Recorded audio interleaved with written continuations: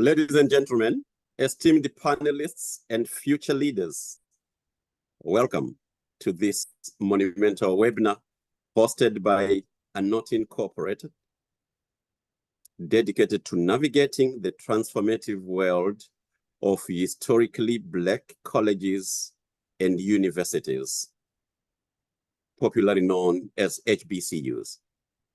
My name is Marshall Bizure, co-founder and vice president of finance and grants at Not Incorporated. My journey, rooted in humble beginnings in the villages of Mashonaland East in Zimbabwe, underscores the profound impact of education on one's ability. I vividly remember walking 5 to 6 miles to school, barefooted during harsh winters. School shoes were a luxury that our family could not afford. Today, I'm seated and connected from Boston, Massachusetts, having graduated from University of Massachusetts, Boston, with a Master's of Science in Accounting, and also graduated from Harvard University, Kennedy School of Government with a Master of Public Administration. I stand as a testament to the power of education in reshaping lives. It is my steadfast commitment to pay forward the educational opportunities bestowed upon me by many, many of my destiny helpers, which led to the founding of Not Incorporated, bridging talented students with educational opportunities. As we convene here today, our global mission is exemplified by the participants we have right here on this webinar from over 30 countries, with approximately 70% hailing from Africa and the remaining 30% from the United States, Europe, and beyond. Special shout out goes to Boston Public Schools, Georgia Cyber Academy, as well as Morehouse College, and the many schools and groups connected to this webinar.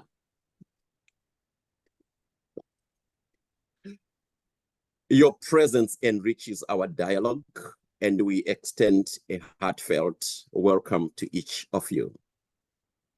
HBCUs stand as a beacons of opportunity, empowering Black students to excel and thrive. Their legacy, rich with the names of trailblazers from civil rights icons like Dr. Martin Luther King and John Lewis, to distinguished leaders like our current USA Vice President Kamala Harris. Beyond the borders of the United States, HBCUs have been instrumental in shaping African political landscape, nurturing leaders like the first president of Nigeria, Nnamdi Azikiwe, Kwame Nkrumah, the first president of Ghana, as well as our very Zimbabwean neighbor, Hastings Kamuzu Banda, the first president of Malawi. Today, I'm honored to introduce an exceptional leader, the president of Not Incorporated, Chieza Juru, to give opening remarks. Chieza is an education and youth development specialist. She holds a master in public administration from Harvard Kennedy School. Welcome, Chieza Juru. Thank you so much, Marshall, for that very kind introduction. And thank you for sharing your personal story. It is a story of resilience, a story of overcoming barriers and embracing opportunities. It's such an honor and a privilege to have you all today. Welcome and thank you for joining us as we continue with our webinar series to help aspiring students to navigate higher educational opportunities in the United States. And like Marshall, my life is a testimony of being raised and educated by the community, with destiny helpers that have been sent at every step of my path to support me with resources, skills, and tools for me to thrive. And these experiences have really taught me that when doors are opened for you, you need to do the same for others. And so today we have the opportunity to continue lighting candles for others through Anot Inc., an organization I co-founded with my colleagues, Marshall and Kenneth Asher. Anot is a US nonprofit organization that fosters youth-led collaboration between the United States and Africa through education, youth empowerment, and diaspora engagement. Anot means light. It is the light in all of us here. It is the light that we spark each other when we collaborate, share knowledge and resources. It is the light that we shine on Africa, a continent once perceived a dark continent. And we do this through leveraging our own people, including the African diaspora, including our young people, including the global community. Under our education pillar, the Navigating US Education series aims to leverage our African diaspora's expertise to provide assistance to African students aspiring to study in the United States. Today, over 100 institutions in the US are classified as historically Black colleges and universities, collectively enrolling approximately 3,000 students annually. These institutions were specifically designed to provide Black students with unique higher educational experiences and have raised several global leaders. And so today, we are honored to have renowned panelists from top HBCUs to share about their unique opportunities that historically Black colleges and universities provide. I now have the pleasure to introduce our moderator and panelists. Please welcome our moderator, Tatenda Mujeni. Tatenda began her journey at Bennett College, an HBCU dedicated to educating Black women in the United States. Tatenda is a global health equity and health systems strengthening strategist with over 10 years experience working in global health spanning over multiple countries. She is currently a Doctor of Public Health candidate at Harvard T.H. Chan School of Public Health and holds a Master of Public Health degree from Columbia University. Our first panelist, Dr. Adria N. Welsher, is an associate professor, chair of the Department of Sociology, and the director of general education at Morehouse College. Her primary research interests are race and class inequities in educational outcomes and residential choices. Dr. Welsher earned her doctorate in sociology from Emory University. She also holds a BA in theater with a minor in mathematics from Spelman College, an MA in higher education from the University of Michigan, and an MA in sociology from Stanford University. Our second panelist, Dr. William E. Hudson, is currently the Vice President of Student Affairs at Florida Agricultural and Mechanical University, with his responsibilities including developing and implementing enrollment strategies. He is also an adjunct professor at Florida A&M University and Florida State University. Dr. Hudson received his BS degree in psychology and master's degree in counseling education from Florida A&M University. In addition, a specialist degree in counseling and human services and a PhD in rehabilitation counseling from the Florida State University. Our third panelist, Dr. Kelly Page Jibrell, is an adjunct professor and consultant with Howard University, where she develops and teaches two disciplines, international business and African studies. As a global consultant, Dr. Jibrell guides leaders to navigate the crossroads of public, private, academic, and nonprofit sectors and conducts business on 5 continents across 26 countries, including every region on the African continent. Dr. Jibrell is a 2-time HBCU graduate with her MBA in International Business and doctorate in African Studies from Howard University. Our final panelist, Dr. Amos Johnson, is an associate professor of computer science at Morehouse College, where his research focuses on pattern recognition algorithms. Dr. Johnson is collaborating with Google through their Google in Residence and Tech Exchange programs to enhance educational opportunities for students at historically Black colleges and universities and minority-serving institutions. Dr. Johnson earned a degree in general science at Morehouse and a dual degree in electrical engineering at Georgia Institute of Technology. Additionally, he earned a Master of Science and a PhD in electrical and computer engineering at Georgia Tech. Thank you so much for joining us today. And I now hand over to our moderator, Dr. Tatenda, to lead our panel discussion for today. Over to you. Thank you so much, Chiesa. Thank you so much to the ANO team for organizing what is an incredible, incredible session. And to all our participants, you're in for a treat. I think you already heard from the panelists that we have over here. It's going to be an exciting conversation. I am honored to be here, firstly, because of how I'm deeply connected to this topic as a graduate of a HBCU myself, from Africa, from Zimbabwe, and came all the way. My first day in the United States was at Bennett College for Women in Greensboro, North Carolina. I'm so proud of it.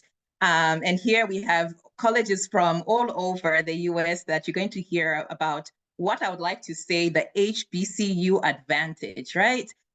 We have students there, like Chiesa said, we have several students from all over, but 70% of our participants are coming from Africa right now, and even in the US, to say what is the advantage of attending an HBCU. HBCUs, as we heard, were created to provide a nurturing environment, to provide an opportunity for education for Black students from the late 1800s to the early 1900s, and for an opportunity for them to thrive. And we're going to talk about a little bit of what is the history that led to the creation of these HBCUs, and also what is the relevance of HBCUs today. I don't even need to speak much about it, but you will hear from our panelists today. At Bennett, we always talked about we are in an oasis. And that's just, we're in an oasis. That means HBCUs create an environment for students to thrive. And you're going to hear what does it mean to thrive in academia, in industry, and why students should consider as a top priority HBCUs for their academic careers. So thank you. You're going to not hear much from me, but from the panelists, and they've all been introduced already. And we're going to start with just introductions from the panelists themselves. So they're going to introduce themselves. So panelists, I'm going to ask you to introduce yourself by sharing your own personal experience of HBCUs, whether as a student, as a professor, and what influenced you to choose an HBCU, and how has that decision impacted you in general for yourself, for your families, and for your communities? Dr. Welsh, I'm going to start with you. Well, greetings, everybody. I am so enthusiastic about this panel because HBCUs have been so influential in my own life. So a little bit about my journey. I am from Augusta, Georgia, and it's a lovely small town, but it's not Atlanta. So it's not a metro city. We had wonderful relationships. I attended a very high performing public school. It was wonderful. Actually, it was #1 in the state. And as I was preparing to go to college, I was planning to go to the big state school. Then I did a tour of Spelman College. And the minute I stepped on campus, I looked around and saw all of these beautiful Black women. And immediately I was like, this is where I need to be. So the way that I got to Spelman wasn't intentional. I didn't have a webinar or a panel or someone sit down and say, hey, little Black girl, you need to go to this space because it's going to really share with you who you are and your origins. But it was about being in that space and feeling comfortable. And something that I think that our African-American students often take for granted is in most of our spaces where we've been academically successful, they are white spaces. And so our success is based on conforming to whiteness, based on our ability to assimilate. And often in so doing, we're shedding pieces of our Africanness, of our Blackness. And in these HBCU spaces, as I found at Spelman, in the very first class that I took, we're reading Things Fall Apart.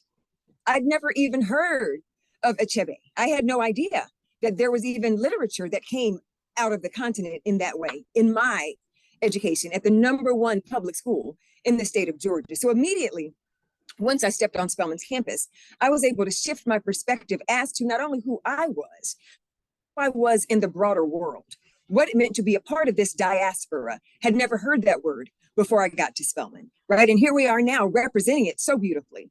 So after I graduated from Spelman, you all heard the litany of colleges that I attended.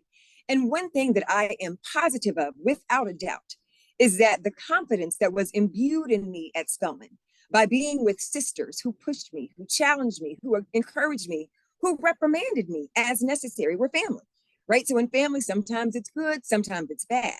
But at the end of the day, the resilience that I had, the confidence that I had in myself is what allowed me to master all of those other academic environments. There was never a moment where I doubted my ability, where I doubted my capability. And I attribute all of that to those 4 years I spent at Spelman College. Well, after all of the degrees and all of the wonderful accomplishments that I had, I became a wife, married a Morehouse man, and a mom. And in that regard, I had 4 children. And the conversation about where they were going to go for undergraduate education was a non-starter. So as you see, I have on a Morehouse mom shirt.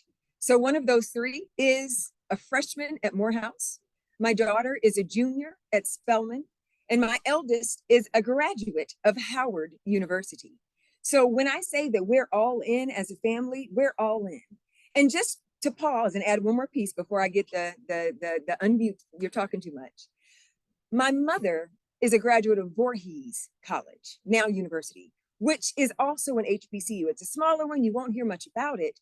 But when I speak with my mom about her experience, again, it's this grounding in who you are and your ability to be okay. Like, you're going to be fine. You can do this. You can dream, you can be, you don't have to perform. This space is yours. It was created for you, and we expect you to excel in the space. So I'm a huge proponent of HBCUs for what it's done for me, what it's done for my husband, and what it is doing and will continue to do for my children. So thank you for this opportunity. Thank you so much, Dr. Welsher. We love this energy, and we can't wait to hear more. Dr. Hudson, over to you. Tell us about your experience. Well, good afternoon, everyone.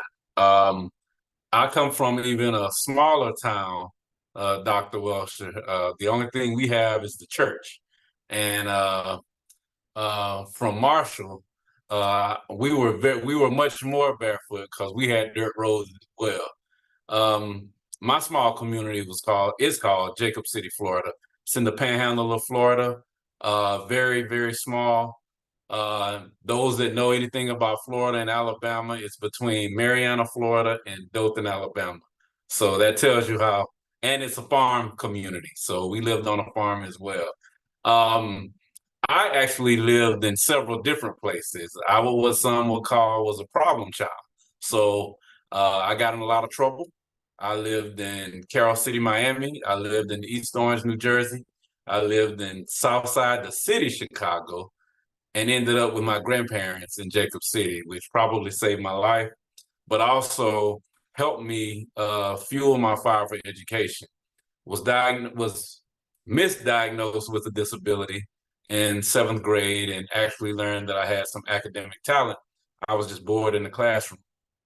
And so parlayed that into some scholarships, and also found I had some athletic ability, and actually was recruited by several top institutions from University of Alabama, Auburn, Georgia Tech, Georgia, Florida State, Miami, University of Florida. And like most people, during that time, I wanted to be in Atlanta. So I had my heart set on Georgia Tech. Made one visit because because my coach attended a HBCU. I didn't really know about the power of the HBCU experience, but one visit and my whole world changed. I had a dilemma between Georgia Tech and FAMU. Coming on campus, seeing people who look like me, who are striving for success, faculty members who knew your name, who cared about you. I got a chance to sit in some classrooms, and I fell in love. And I had to make a decision, talk to my grandparents, and they told me to pray about it. I did, and my heart chose FAMU. Best decision I could have made in my life. I don't think that I would have received the mentorship and the guidance that I had unless I went to an HBCU, and I'll talk about that a little more later in the session. But stay here at FAMU, and I'm not going to say it was all lovely. Those of us that went to HBCUs know that when you get on the campus and you see all these beautiful people, things happen. So things happen. I wasn't the great student. I was the first year. That second year, there were some issues. I did everything I wanted to do but go to class, and my GPA went from a 3.0 to a 1.7. But that's where that mentorship comes in. The tough love that I received from my mentors at that time, from Dr. Frederick Humphreys, Larry Rivers, and Lita Nealon, guided me in the right track and convinced me that I needed to change my lifestyle and what I was doing. Graduated from FAMU, not summa cum laude. I graduated, thank you, Lord. I was just happy to have a degree. Was encouraged to go and get my master's and so on with my PhD, and I did that. So I've had the blessing to have the experiences from both the HBCU and a PWI.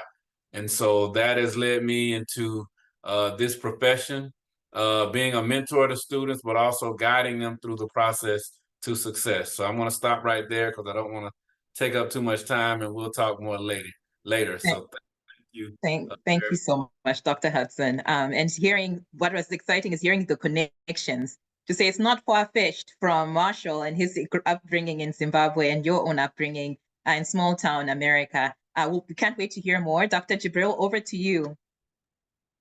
Greetings, everyone. I am so delighted to be here. All the countries and people saying where they're from and what you're doing.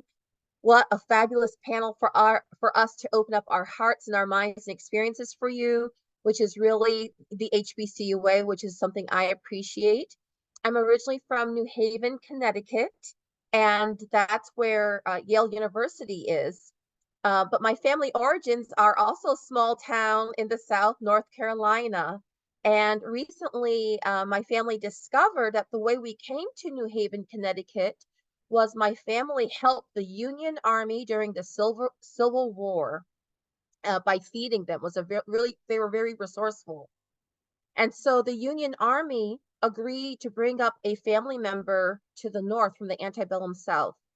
And they took one of my relatives as a baby. They took a barrel, they poked holes in the barrel so my relative could breathe, hid him in clothes, and the mother made the Union Army officer promise to take care of him. So that's how my family arrived in New Haven, Connecticut.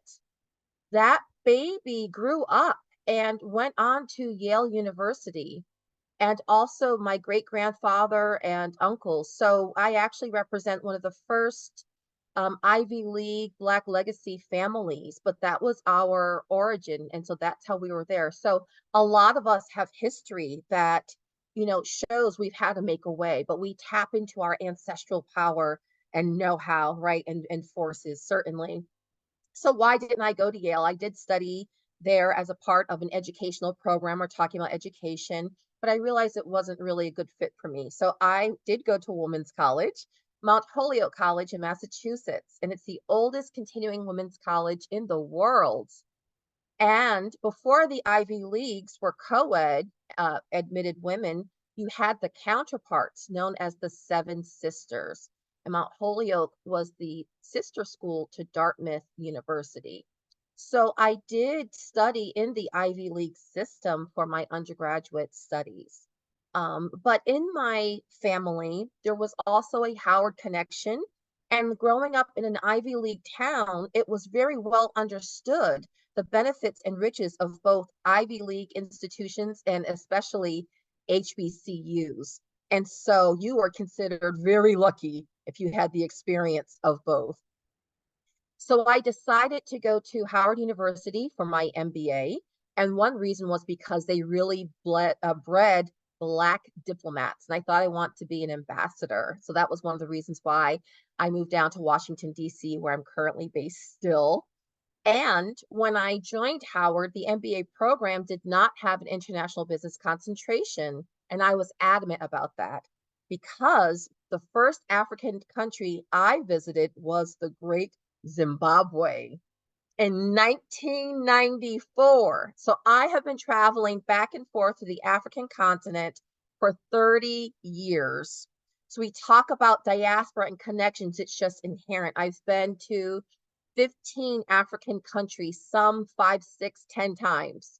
So we can talk more about that another time. So I'm so delighted to see where you are represented. But the international business concentration did not exist at Howard.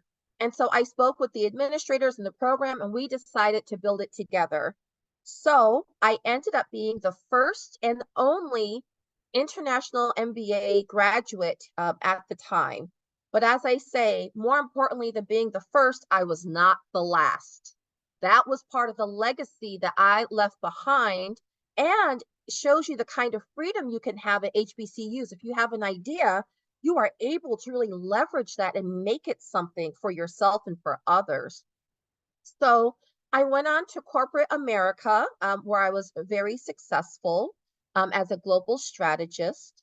And due to my professional success, I was invited back to Howard as adjunct faculty. And guess what? I was teaching in the department I helped to create when I was a student. And we expanded that program, and we now take students all over the world. We partner with entrepreneurs in Africa to grow their businesses and things I will share with you later on. So you can see that there is really a connection of who you are, but tapping into your gifts and talents, which is really an African-centric way of seeing who you are as a person and your contributions. I've been a student at Howard. I've been a consultant at Howard. I helped to create a global trilateral MBA certificate program where we linked Howard University with universities on the African continent and with China as well, understanding the pedagogy differences through the different schools, and also partnering to help leverage opportunities. I mentioned being an adjunct. A lot of my work as a strategist and management consultant was on or across or with the African continent. And I noticed that the solutions that were being presented really were not sticking.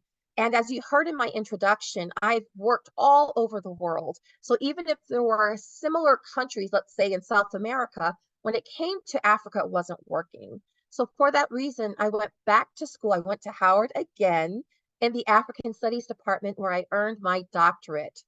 So I've been a student twice, a consultant, adjunct faculty twice, as well as a doctoral mentor. So I'll be happy to share more, but I will share a few things. Howard University is the birthplace of African studies in the United States. This year, we are celebrating our 70th year of the discipline. It was born out of the history department. So we talk about linkages in the value of HBCUs, this longing and desire to connect with history, ancestors, our contributions, etc., has always been there. We also teach 6 African languages where you are able to get awarded degrees. So these are just examples of those connections. Earlier, we heard about presidents who went to HBCUs from Africa. But when Howard first opened, the very first prime minister from Trinidad and Tobago was also a student as well. But imagine, I see we've got Nigeria represented. Imagine we have President Azikiwe, right, was in school with both Langston Hughes and Thurgood Marshall at Lincoln University at the same time. What kind of genius is that all together? When you hear about so many of the inventors and inventions, areas of focus with cultural foods, with focusing on sickle cell anemia, you remain at the center of inquiry. We find our own truths. And how many Afro-Latinos or Afro-Asians or Afro-Arabs do you know? How many Afro-Caribbeans do you know? How many people do you know across tribes, even within your own country? How many people do you know from Central Africa? These are normal experiences for us within HBCUs, and that network really becomes a family. So I look forward to sharing more with you, but I want to get you excited and share my personal journey about why I keep choosing HBCUs, and I'm glad it chooses me too. You definitely got us excited. You got me excited, Dr. Jibril, and I want to learn more. And we'll learn more And I see people in the chat. Feel free to go into the chat, ask questions, and she'll be responding as well, and we'll respond later. And thank you for talking about being a legacy, learning from the legacy and creating legacies as well. Dr. Johnson, last but not least, before about your why the HBCU connection, and then we can jump into the other questions as well. All right, thank you guys. Thank you for having me here. I'm from Augusta, Georgia also, and I went to the other best high school in the state of Georgia. The high school I went to was an engineering and health science high school. And this high school, we were heavily recruited by Georgia Tech. So Georgia Tech is a top engineering school in the state of Georgia, and it's pretty high ranked, probably like pretty high in the state, country too, in terms of engineering. And we were mostly recruited by Georgia Tech, but we never had a Black college come recruit us at our high school, even though our high school had a lot of Black students at our high school. However, my mother is a graduate of HBCU at Payne College in Augusta, Georgia, and she knew about Morehouse. And even though I wanted to go to Georgia Tech, I got accepted. I got the football T-shirt. I think we had won a national championship that year in '91, or is it 89, 80? It was like 91. But she wanted me to go to Morehouse. So what she did was she literally filled out my application for me for Morehouse, and she submitted it on my behalf. and then when Morehouse, I don't know if they called me or somebody told me that, oh, Morehouse has a dual degree program with Georgia Tech. So if you go to Morehouse, you still can go to Georgia Tech later, right? So that was a story it was telling me. And what happened was Georgia Tech had gave me some scholarship dollars, but it wasn't a full ride. However, Morehouse came back with more money and gave more of a full ride. So it made the choice easier. So I went to Morehouse College. And I can say that was definitely a great decision, because actually, from my experience, Morehouse College was harder academically than Georgia Tech. And so when I got to Georgia Tech, I had a significantly higher GPA than I did at Morehouse. And so I kind of attribute that to the students I was around, to faculty members like a Dr. Gore, the math department. They really instilled in us that you got to be great everywhere you go. And so we kind of took that to heart at Morehouse, like everywhere we go, we got to be great. And so we went, and when we left Morehouse, most of us wanted to go dominate other institutions, and so it's kind of how that's how we treated it. So one thing I would say about Morehouse, just like we had that partnership with Georgia Tech, Morehouse still has partnerships with other institutions, and especially in the computer science department, we have a lot of partnership with industries and government. And pretty much any student that comes to the CS department that has a solid GPA, we can help get them placed anywhere they want to go. And what I found is that when a Black student comes to Morehouse and they're at a PWI with the exact same GPA, they have a higher advantage of getting to certain jobs just because we have the connections to get there. Whereas you're at a PWI, you have the name, but you may not have the connection that we have at Morehouse. So Morehouse has a great advantage of being a connector after school to where you want to go. Little history about Morehouse. It was actually founded in Augusta, Georgia, where me and Andrea is from. It was founded 2 years after the Civil War. If you know about that time in American history, that's literally right after Civil War, right after slavery, and Black students had nowhere to go. And so Morehouse started as a seminary for Black men because Black men couldn't go to white seminaries. So it started in Augusta, Georgia, 1867, 2 years after the Civil War, and it migrated to Atlanta and eventually became named Morehouse College. I think it was named Morehouse around 1910, somewhere around there. So thanks for having me, and I can share more stories and war stories and fun times, but I definitely enjoyed my time at Morehouse. I highly recommend HBCUs. I believe Bennett was one of our sister schools back in the days. I don't know if we still are or not, but I remember visiting there once as a student and having a great reception there when I showed up on Bennett campus. Thank you, Dr. Johnson. And Bennett is the sister school to Morehouse, and it's a pleasure. And it's this identity that we have, that we hold. And I appreciated what you talked about that connection, that advantage. And hopefully we hear a little more. I mean, you already see it with the panelists, but we'll hear a little more when we go. I'll move over to some other questions, and I encourage the students, participants, continue asking questions in the chat, and we'll get to them later in the question and answer section. But I wanted to ask Dr. Hudson, we've heard a little bit about the history of HBCUs, with the specific HBCUs, how they were founded. But I'd like to hear from you, what are the principles, like briefly, principles of the founding of HBCUs? and what is their present day role? Like, what is there relevance for HBCUs in our society today? And we heard a little bit about the power that HBCUs have and where it's worked, but more of the principles, founding principles of HBCUs. So just to be totally transparent, HBCUs were founded because persons of color couldn't go to school in the 1800s, to be honest. Most of them were founded in 1800s. Many land grant, which is how they were founded because of the farming and the mechanical nature of most of our HBCUs. But because we couldn't attend predominantly white institutions, HBCUs were formed. And most people don't know this, but HBCUs were the first co-ed colleges because during that time, only males could go to school. And so in the state of Florida, that was the University of Florida. And so Florida A&M, we were founded in Tallahassee, Florida, and we were actually founded in the location that is now Florida State. So the lower land was considered the good land. And so it was level. And so now, those of you that know about FAM, you know that we sit on the highest of 7 hills in Tallahassee, Florida. The reason we're on the hill is because they took those lands from us and moved us to what was considered the bad land, which was a rattlesnake farm on top of the hill. That is why we're known as the FAMU Rattlers. So yes, Dr. Wilson, we strike, and strike again.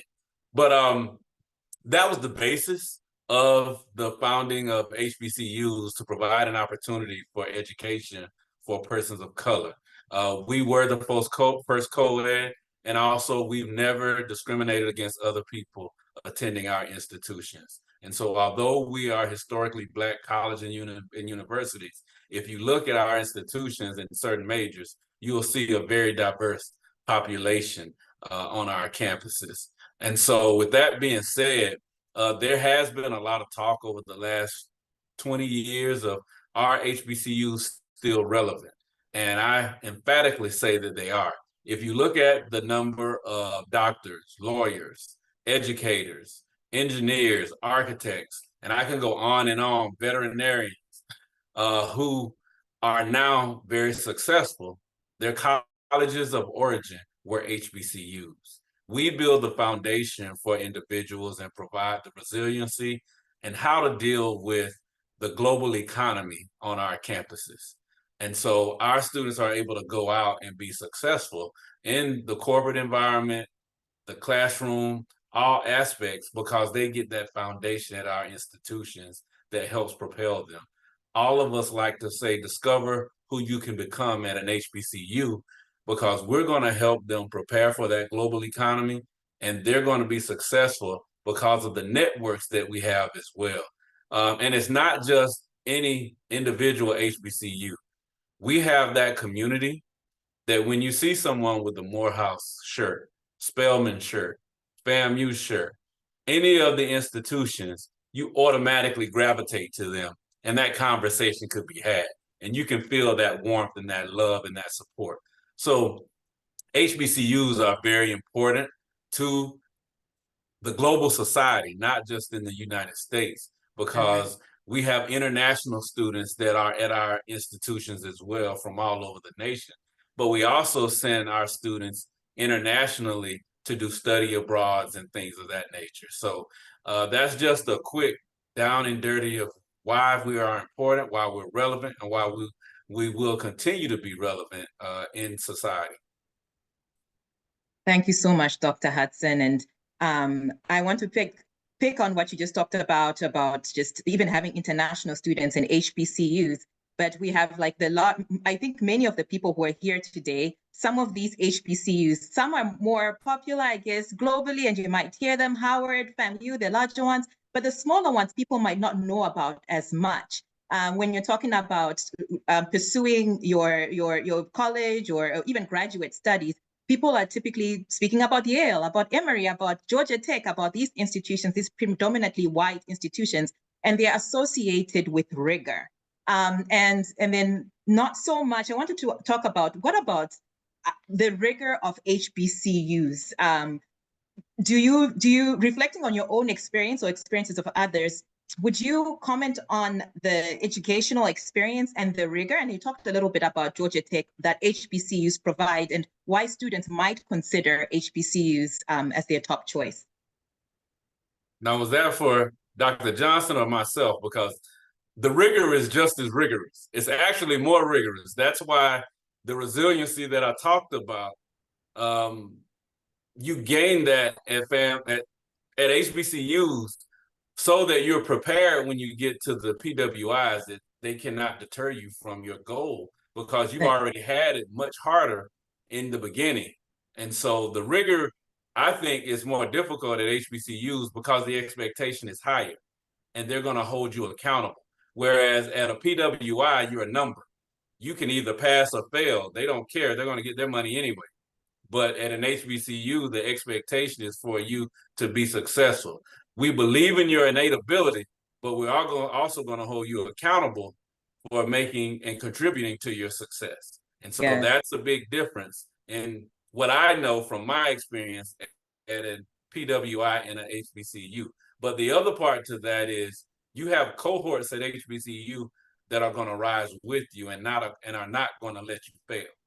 They're going to work with you. They're going to encourage you. They're going to hold you accountable. If they see you somewhere and you need to be in the library, they're going to let you know. If you miss class, your instructor's going to know that you missed class and is going to check you on it. I've gotten that several times.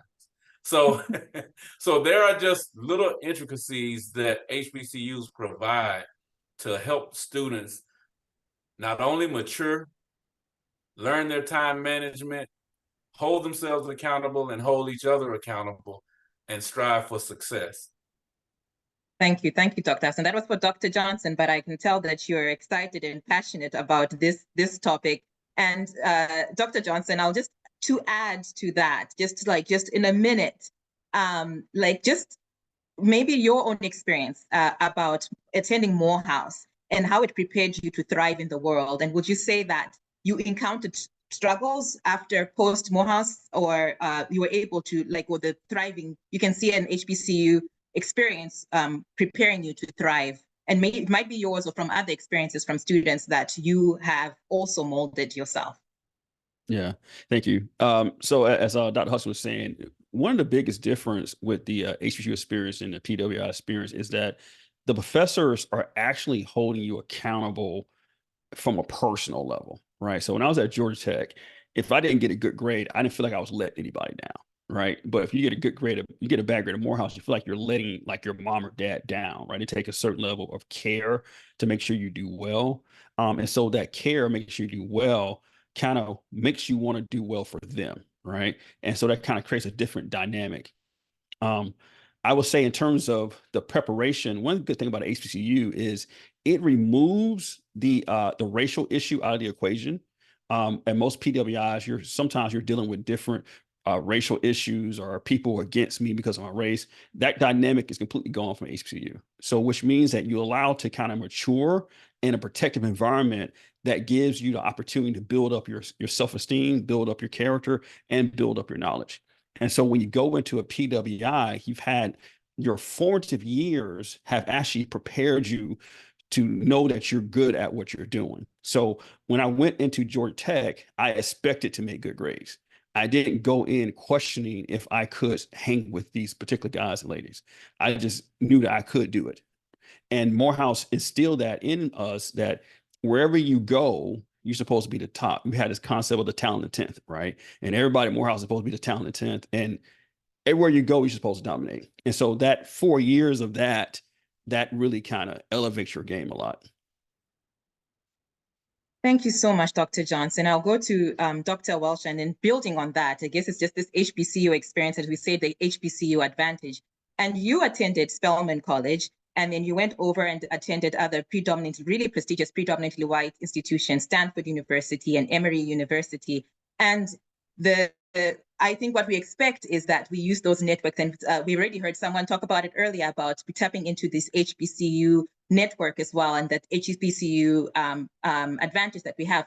But I want to know from your own experience that was there any way that your HBCU experience or your Spelman background distinguished you from all the other students, or even in your career as you're progressing, compared to the PWI institutions that you had attended? Absolutely. And thank you for that question. And let me start with, I know that we refer to predominantly white institutions, but I refer to them as historically white colleges and universities, because that's the distinguishing factor. Even in Atlanta, we have Georgia State University. It is a predominantly Black institution, but it was not created with us in mind. And so I think that distinction is critically important, because as you leave these places, right? We have a saying at Morehouse, and I'm sure Dr. Johnson's generation is glad that it's still carrying on, right? Is that you shouldn't go through Morehouse. Morehouse should go through you, right? So by the time you come out of these institutions, your understanding of self is beyond anything that you could have even imagined when you began. So when I graduated from Spelman and began my first master's at the University of Michigan, I walked into the classroom. I wouldn't use the language of dominate. They didn't teach us domination at Spelman, but they did teach us that you can handle. We have a saying in our hymns called undaunted, right? So whatever challenges you throw my way, I'm ready for it, right? And that it's amazing how that equipping happens. In Morehouse, we often refer to it as the mystique, right? Because it's something about this space that we can't quite operationalize. We haven't figured out how to yet measure, but I think a big part of it is, number one, these spaces were carved out for you. So when a Black man walked into my classroom, when I, as a Black girl, walked into the classroom at Spelman, a Black young woman, all the stereotypes and biases that often are associated with us in these white spaces aren't here. So I love to see my students with the big hair and the exploration and all these things, because that's a part of what we would lovingly refer to as Black boy joy, right? So you're able to explore all those things. And so you get to try this, and if it doesn't work, it's okay, and you get to try this. You're not in a space where you're constantly competing to be like a standard that is unattainable. Because at the end of the day, this standard of whiteness and exceptionality using a white sort of norm is impossible for us to achieve. So we will continue running. But in these spaces, what we've been able to do is to figure out what our best is. We're able to dream. We're able to be amazing in this very safe space. And so when I left Spelman and went to all of my wonderful, prestigious institutions, I'm sorry, my email inbox is on fire, all of these wonderful institutions of higher education, I never doubted my abilities. As a matter of fact, I would lead campaigns for these schools to be better for other students like me. I was unintimidated. I was undaunted, right? And so even in these spaces, I was able to be an advocate for my brothers and sisters, not just Black folks, but all folks of color. When I left Stanford, when I left with my master's at Stanford, I was very clear on your commitment to diversity is flawed. Let's talk about ways to improve it. And I know that I was able to do that because I wasn't fearful. I knew that I was right. I knew what excellence looked like amongst people who looked like me, and that this institution claimed that they were aiming for it, but they weren't putting the dollars that they clearly had towards it. So I do think that there is something sacred about these HBCU grounds, and it emboldens us to be confident and secure, and then to make that path easier for those brothers and sisters and siblings that are coming behind us. So that's my quick and dirty commentary. I'm happy to offer more, but I never doubted my abilities, my capabilities, or the fact that I belong there. So even if there were chatter about affirmative action and, oh, you're shaping the river. There's a big book, Shape the River by Bowen and Bach, that talks about how Black students underperformed on all these standardized tests, but we still try to push them along. So even if you are shaping the river, I never believed that I was shaping the river. I already crossed that river. I came over that. I'm good. What we got? What you got? Bring it my way, right? So again, it's this notion of empowering us with our sense of identity. That is something that our African-American children in particular are consistently challenged with, right? It's always, are we good enough? Are we okay enough? Yes, we are. And my HBCU instilled that in me. Thank you, Dr. Wells. I'm getting like chills while I'm sitting here, and just the experience of an HBCU where your Black identity is elevated, and it's elevated for all those African Americans and the students coming from Africa, from everywhere. It's just elevated, and that confidence it builds, where you say, I deserve to be here, whatever space you go to, and that's incredible to hear. So thank you so much. I'm going to take it over to Dr. Jibril. And Dr. Jibril, I'm just tapping into your African connection over here. And as we see, a lot of our students are coming from Africa. And I think there's been a perceived, and I'll say I think as someone who's experienced some of this myself while I'm in college, as perceived competition between African and African American students. And I wanted to hear from you, how can we foster collaboration, long-term collaboration in these relationships? As you've been successful as you're going to the continent and coming back, but here in our HBCUs, as students are coming in, how do we foster collaboration and joint learning from both African and African American students? Wonderful. I think it's important to understand that the HBCU space allows us to explore and learn about each other and from each other without being whitewashed, so to speak. We have to understand that a lot of the narrative that we learn about each other in our collective societies often is not the truth. A lot of the history of our joint collaborations and support and successes are largely unknown. And it is true that we are stronger together as we collaborate. We have a few dynamics that do occur. So, for example, we talk about Madam Vice President Kamala Harris. We're so proud of her. And of course, we have former President Barack Obama, and we know his Kenya connection. I'd like to give these two wonderful people an illustration about some of the tensions that are sometimes highlighted or spotlighted within an HBCU context. So the civil rights happened, right, in the United States and was largely organized by young people, right? We had SNCC, the Student Nonviolent Coordinating Committee, of which Dr. Martin Luther King came. This movement of civil rights really sparked and was in unison with the independence movements that we saw in the African continent around the same time. Yes. And so with the success of civil rights, so for example, my own father was not born a fully free citizen with full rights here in the United States. That's my own father, okay? So now you've got civil rights and all of this advocating for full citizenship in the United States, and there was a heavy price to pay for Black Americans.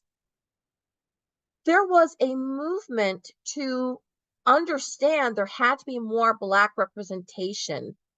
And so the United States instituted something called the Einstein Visa Program. During that time after civil rights, we had what was called the Cold War. And as many African nations were becoming independent, they were deciding, are we going to go the capitalistic route representing Western thought? Or are we going to be communist and align with Russia or have Eastern thought? So Africa was kind of in the middle about which way to go with its new independence. Now you have a whole educated class of African Americans or who now have access. You've got civil rights freedoms. And the United States says, you know, we need to have more Black economists. So rather than investing and offering scholarships to African Americans for them to become Black economists, there was something instituted, I mentioned, called the Einstein Visa Program. And what that did was the United States government was asking the African continent, give us your best and your brightest. Have them come over, we will educate them. So President Barack Obama's father is an example of that. It's called an airlift generation. The first of those African students coming to the US to study. And we can see the result. We're arriving literally with a red carpet, so to speak, of opportunity, scholarship, and we see what happened with his son, which is wonderful. We claim it, we love it. Similarly, with Madam Vice President Kamala Harris, her own father from Jamaica, another former colony, was a recipient of this Einstein visa, brought from another country to the United States to study, to create Black economists. So we have to understand that there was a consequence paid for African Americans to make the opportunities open for all. And so when we talk about scholarships, Does everyone deserve them with merit? Absolutely. I'm not saying take the scholarships away, but there can be an air of competition if one is invited, right, with open arms and all the resources, and another has less consideration and seen as a form of consequence of shifting the paradigm in a superpower nation. I think we really need to understand that. I think additionally, the African American experience is very unique because we are the only ones who were a minority in a predominantly European based superpower nation.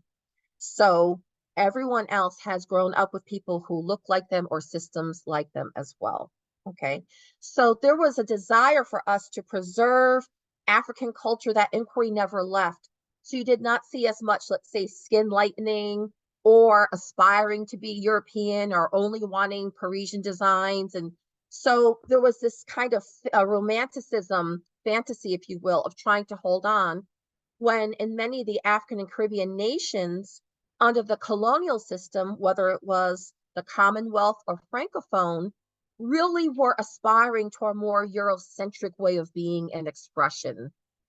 So these are just some of the historical dynamics we need to be aware of for some of those tensions, and the intentionality that it is clearly known and documented that for all of us on this call together today, unifying and collaborating is a force. It is a force, it's a gift, and it's something wonderful and powerful. Similarly, with apartheid in South Africa, it is African Americans who largely led the anti-apartheid campaign in South Africa. And there are other things I can discuss there, but we need to look at what our joint collaborations have been and understand some of the whys. And we need to understand also, there's sometimes a tension about, I'm not Black, I'm Igbo. I'm not Black, I'm Ethiopian. So when you have this feeling of shunning identity about the beauty of the collective Blackness, when attending a Black institution can create a lot of tension. And what we find is over time, there is an appreciation and a beauty of that as well. The last thing I'll say is, because of the African American experience, we have very informal systems of creating family. We call a lot of people my cousin, my brother, my sister. That was a means of survival. We were so transient and we didn't know if we could be cousins or not, right? And so we're rather open with our sororities and fraternities, our institutions. And a lot of times we don't see that reciprocity with some of the other diaspora communities as well. So we understand that coming together helps to actually make us stronger. And that's something that has to be learned and appreciated as a two-way street for those in diaspora coming to HBCUs. Thank you so much, Dr. Jibril. You saw me waving over there. It was not to stop you because I was really enjoying this conversation and appreciate you for actually shedding light on what might be a difficult conversation right now and how important it is. But before we move forward, you see the students from Morehouse are leaving their class is over, but they wanted to wave to the panelists and the future students who are going to be applying to Morehouse to understand that there is a connection. They're there and they're waiting for our other students to apply and come to these institutions.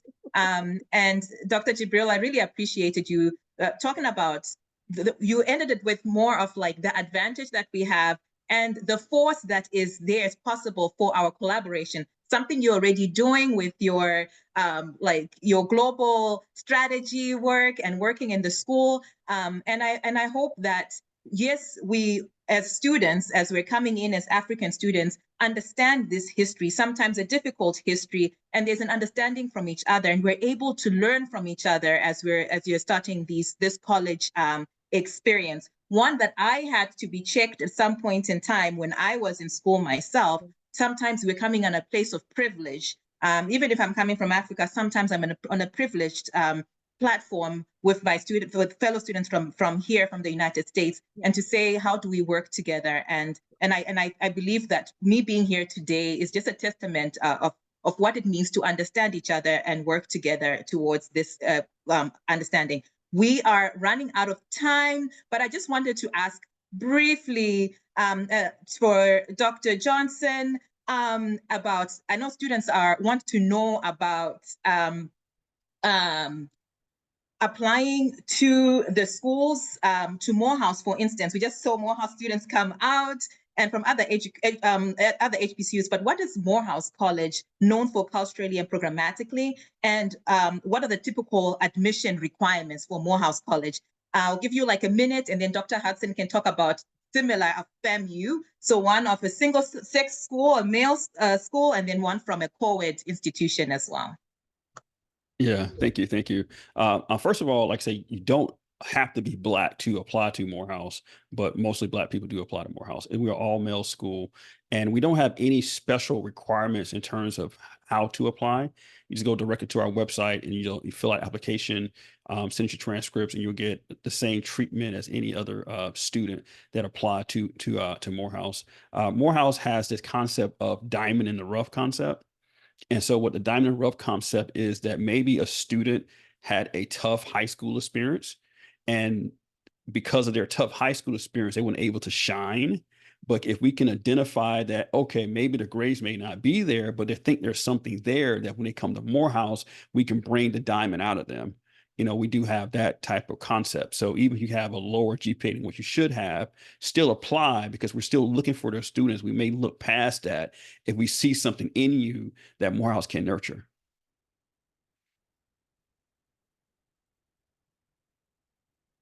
And I was on mute over here. Thank you so much. And Dr. Hudson, do you want to share? So this is the Morehouse men. I mean, I don't think you went deep into it. If you knew the prestige that these men carry with them wherever they go, it's really, really remarkable in the whole United States of America, just globally. But Dr. Hudson, what about FAMU? What is that legacy, and what are the application requirements? Any nuggets for the students who are thinking of applying to FAMU? So we have a long history of over 135 years of service to community, but also to the global economy. Some of our majors that are the most popular is our pharmacy, architecture, our School of Business and Industry, all of our STEM programs. But we also have some social programs like psychology, criminal justice, African American history, and things of that nature.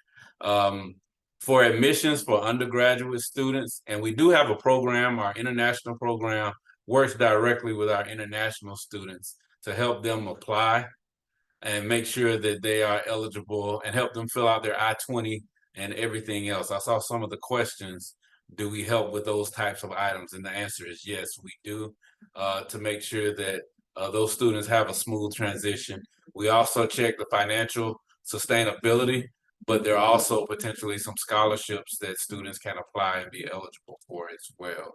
And so just for students, undergraduate students, we typically look at students with a 3.5 or better. They must take the ACT and SAT or SAT, because we are in the state of Florida. We're a public institution, and so we have to abide by the guidelines of our state.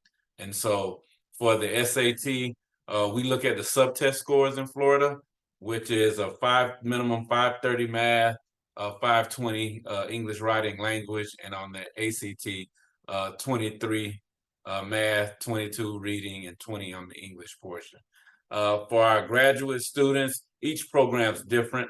Most graduate programs require students to have at least a 3.3 in their last 60 hours of completion, and overall at least a 3.0 to be able to apply. And then they look for some other specific courses, passage of the graduate, the GRE, as well as depending on if you go into business or pharmacy, or there may be some other tests that they have to pass to show that they're proficient in those areas, and completion of prerequisite coursework as well. Awesome. Thank you so much. I think that's very valuable for the students, and they can hear. And I'm sure Anot will provide more details like the SAT. I remember being in Zimbabwe to say, where do I even register? What does it look like? How do I even study for it? But having this information is helpful as people start to prepare. And I'm going to go into the question and answer section because we're already at 2:08, and maybe I'll be coming in and asking additional questions about preparation for college and the application process. But I am going to just follow with you, Dr. Hudson. So briefly, maybe a minute. We have a question in here, says, generally, what are the conditions like for people with disabilities that is applying for school and possibly thriving in colleges? I just wanted to ask you, given your background. Absolutely, and thank you for the question. Just so the panelists as well as the participants know, I just put a link in the chat so that they can go online and look up the information as well. But as far as our disability services, we have our Center for Disability Access and Resources. I named it CDAR, for students who may have a disability, and so they may apply through that program. We are limited to the total numbers because we know what we can accommodate, but we help students with different accommodations from inside the classroom to even getting to the classroom for students. Assistive technology, note takers, they can come into our center and take their exams. We proctor exams. We also test for disabilities. We have someone that actually tests as well for students who may have a disability but have not been diagnosed as of yet. And so we have a full array of services for our students who may have a disability. Awesome. Thank you so much. I'm learning so much here because I did not know about this, and this is very helpful. And I'm going to ask probably Dr. Walsher. Okay, and I wanted to follow up. There's a question. There's someone who put in the chat about the common application, the common Black application. Maybe Dr. Walsh or someone wants to talk more about that. How is it different from a common college application, and how can students access this for applications to HBCUs? So I will start, and Dr. Hudson, if I need to pass the mic, please be open to accepting it. But what we have with many of our United States schools, we have the Common App, right? And that is for many of our historically white colleges and universities. And the rationale is you pay one fee and you get to apply to several institutions. So what Dr. Hudson has shared with you is the Common Black App. So it's similar, but it's for our HBCUs. Now, you're not going to find all HBCUs on there, just like you won't find all HWCUs on there, but you will be able to apply to several HBCUs for one price. So that's the Common App. And you'll see as you select the institutions that you need to apply to, you'll be able to give them the specific things that they may require. Someone may want an essay on this, someone may want a video uploaded. You'll be able to do all of that, but you do it through the Common App, which is sort of a one-stop shop, as opposed to applying to 5 different schools when you can hit them all, or 3 or 4 of the 5 through the Common App. So that is what the Common App is, and the Black Common App focuses specifically on HBCUs. And since I have the mic, if you don't mind, I also wanted to add, Dr. Jabrell did a very good job of responding to the question about xenophobia on our campuses. Part of what happens in these undergraduate spaces and graduate spaces is that we're learning, right? We get to learn from one another. So unfortunately, there are going to be cases of xenophobia, of discrimination, of lack of understanding. But one example that I want to share is that Morehouse has celebrated our version of Juve or Carnival for our West Indian brothers and sisters. And this year we engaged the conversation of having an African Carnival. So there are things that we can also learn from our brothers and sisters and siblings who are not from the United States. So it's a two-way street. So I really just wanted to demonstrate that it's not just coming to the US for us to impose, we learn from one another. And part of that learning could be painful. Sometimes people don't quite know what to say or what not to say, but if we're never together, we'll never learn the appropriate things to say or do or understand. So I just wanted to comment on that. Thank you. Thank you so much, Dr. Wilson. And I agree about the learning. This when you're talking about HBCUs, it's strong in the Black church. Students know about HBCUs here, and there's a lot of giving back to their institutions that happens with historically Black colleges and universities and the African American students because of the legacy that's there.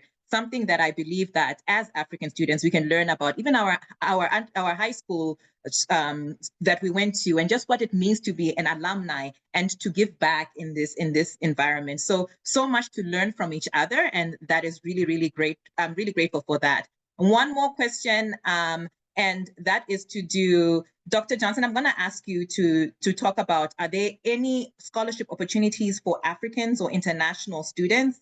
And one question that's not there. And what about other opportunities for internships? Or you were talking about connecting to industry. What exists for international students and what they might look forward to by attending an HBCU?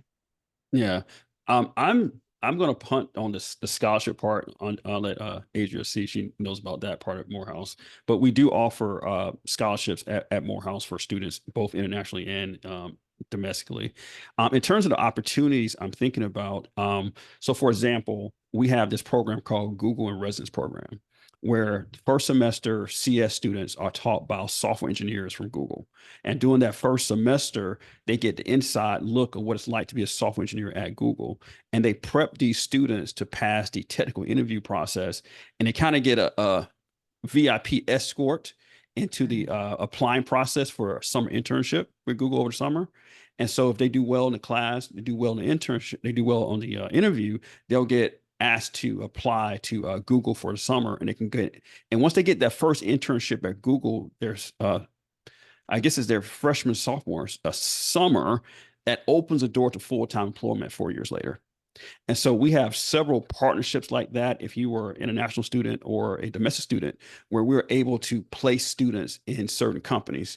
Now, there's some opportunities, like I have some opportunities with the Department of Defense that I can't place foreign students in, but those are just usually government related. Mm-hmm. But we usually have direct partnerships, direct internship programs. Like if you do these types of things, you don't have to go through the front door. You can kind of go to the top floor first, and then we can kind of get you into the system. I love this. Thank you so much about this. You go to the top floor first. And again, a recipient of that as an African student, my summer internships were in labs at MIT, at Yale, at LSU. So these Ivy Leagues and predominantly white institutions that I believe were positioned me for the top flight when I was applying for my for higher education or continuing my graduate studies. So that's good to know, and I take it the international students who are here are hearing, not even just international students, all students who are here see the advantage of applying to a HBCU. We're at 2:16, and hopefully we're supposed to be wrapping up by now. I feel like we can go for like 2 hours, but I want to give our panelists just 30 seconds, and I'm going to stop you right at 30 seconds just to give us your closing remarks, or maybe I'll give you 45 seconds. How about that? For closing remarks, if you any final remarks you want to share before we wrap up, and I call Chieza back to the platform. And I'll start, sorry, I was just there. I'll start with you, Dr. Jibril. Go ahead. Okay, I would like to say, please look for HBCU alums in your country. Almost all the countries I see represented, I know there are alums. So put the call out and start networking. And one of the things we would encourage more African HBCU students and alums to do is to organize so you can give back and invest in the institution to help it to grow. We talk about 100 HBCUs, we had nearly 300. So it's living and breathing because of you. So there are alums within your countries. Some are beginning to organize, so I want to encourage that. There are many what's called field experiences or practicum experiences like internships, depending on your area of discipline. We also have very strong alumni associations and groups. You are able to intern and do work and find alums virtually. I think, as I mentioned earlier, that if you are a groundbreaker, we commend you. But more importantly than being the first from your village or the first from your family is to not be the last. The give back is so essential. That is a part of your legacy. Going to school is not about getting a job. It's about lifelong relationships. It's about making contributions. It's about opening avenues for people. A lot of the work that I do are connections for wonderful African colleagues that I've had. So it builds a network, and you are a part of that. Whatever position you're in now, you have something to offer. Whatever disadvantage you might have, in some instances, please understand you also have an advantage. So we commend you and good luck. And HBCUs, if you see successful African Americans and Blacks in America, the percentages who excel come from HBCUs. So time won't allow me to give you the percentages Maybe I'll type it. So Yeah, you can. She'll add it in the chat. Thank you, Dr. Jibril, Dr. Welsher. Your 45 seconds starts now. Thank you. All right, and go. So again, thank you all for your engagement and attentiveness today. I believe that HBCUs are game changers. I think that educational institutions that are carved out and created with you in mind, where we see the best in you, we see things in you that don't even exist yet, right? And you don't get those in other spaces. And so I think that that's what makes the HBCU space so sacred, as I referenced earlier. It truly is an opportunity for you to just come and dream, to be safe, to figure it out, to learn, to ask questions, to inquire in a space where we see you. We don't see the Black smart person or the Black tall person. We see you. And you're able to explore who you are, what your strengths, what your likes, what your dislikes are. And that dreaming while you're becoming you is what allows you to overtake the world, or as my colleague and big brother, Dr. Johnson said, dominate when you leave these spaces. So thank you for your time. Oh, I love it. Dominate, and we see you. Thank you so much. Dr. Johnson, over to you. What are your parting words? Thank you. Yeah, I think dominate might be a Morehouse thing. One thing I will say is that HBCUs, when you visit an HBCU, we may not have the highest tech spaces that you may see at a predominantly white institution just because of resources. And it's really not necessarily about the spaces when you come to HBCU. It's about the people, it's about the faculty, it's about the opportunity. The spaces are catching up, but it's highly resourced because many I don't know about many, I don't know, but a lot of like Morehouse, we are private institutions, not public institutions. So we don't have the same level of resources and state funding to kind of have that $25 million building that you may see at a Georgia Tech, something like that. So you may have to look past some of the infrastructure to see the richness of the people in the chairs and the faculty member, and just know that there's in terms of Morehouse, there's a brotherhood that exists once you're finished with the process. The brotherhood. Thank you so much, Dr. Johnson, and just this connection that we have. Last but not least, Dr. Hudson, over to you. What are your parting words with the participants? So since we only have 45 questions, I'll be very brief. 45 seconds. So this is a great opportunity to obtain information. You've got some great panelists here who've provided a lot of information. However, students should also go to the websites of these institutions. We invest a lot of time and a lot of money in those websites so they can answer your questions directly. Look up the international programs and what the requirements are for visas, as well as having documentation of financial support. Those are also very important. There are opportunities for scholarships, fellowships, and things of that nature as well, not only at our institutions, but nationally. So please look at those types of organizations. I saw a question about majoring in agriculture, and USDA has a lot of money that they're dishing out to students, and so does the National Science Foundation. So you have to do a little work to look at those. However, technology has made it a lot more accessible for people to go on and do that. So make sure you go out and do your research, and also communicate with these international programs so you can stay in tune on the best options and best way to get acclimated to a HBCU. And we will support you all the way through. Thank you. Thank you so much, Dr. Hassan. I think you wrapped it all up in this one nutshell. And I'll direct all the participants also to Anot's previous webinar, and they're talking about how to position yourself for applications wherever it is, Ivy League, HBCU. There are things that you can start working on and preparing yourself to apply for these institutions. But today I've been inspired, and I believe all of the students or all the participants here have been inspired. Thank you to our illustrious panelists for the energy you brought. And then just for me, it's just giving me that confidence again. I feel seen over here. And it's because professors like you have seen students like myself. I am where I am, and these other students who, no matter where they are, have the opportunity to thrive. So thank you so much. I've spoken for so long. Anot team, don't kick me out. I'm happy to be here, and I'm gonna pass it back to the Anot team. And thank you everybody for joining us. Thank you so much. What an incredible, powerful webinar session. On behalf of the honor team, I really would like to extend our heartfelt thanks to our panelists, to our moderator, Dr. Tatenda. Thank you. You steered a conversation in a way that just brought out a lot of lessons for all of us. And our panelists say that there's something sacred about HBCUs. It emboldens us.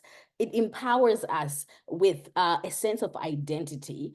HBCUs are a place for you to come and dream in a place where you can be seen. So I hope that everybody is encouraged to start their journey at HBCUs. Dr. Welsher, Dr. Jibril, Dr. Hudson, and Dr. Johnson, thank you so much for pouring out lessons so sparingly and really helping students to dream and understand that they too can find their way to these great institutions. To our attendees, thank you for your participation. I really loved your active participation, great questions, and I hope that you're inspired to take the step. As has been said, you need to also start doing your research, and there's tons of information provided on the websites of these amazing institutions. And remember, there are several, HBCUs, over 100. So you've heard from 3 today. Do your research and continue to see, the place that best fits you. As we conclude our webinar session, I'd like to just remind you to take time to fill out a brief survey, and it will pop out the moment that we shut down the webinar. There are only 3 questions, and they're going to help us know what you enjoyed the most, anything you want us to improve so that you continue to enjoy and get the most out of our webinar sessions. And so I would encourage you to look out for our upcoming webinars. We will continue to have these conversations and help you get as much information as you can to navigate your access to US education. And we're also working on the launch of a mentorship app that's going to help to pair you with alumni, that will help you with this process. As most of the panelists say that you need to reach out to alumni. So we're going to use technology to help you achieve this. Thank you so much, everybody, and God bless you. Thank you.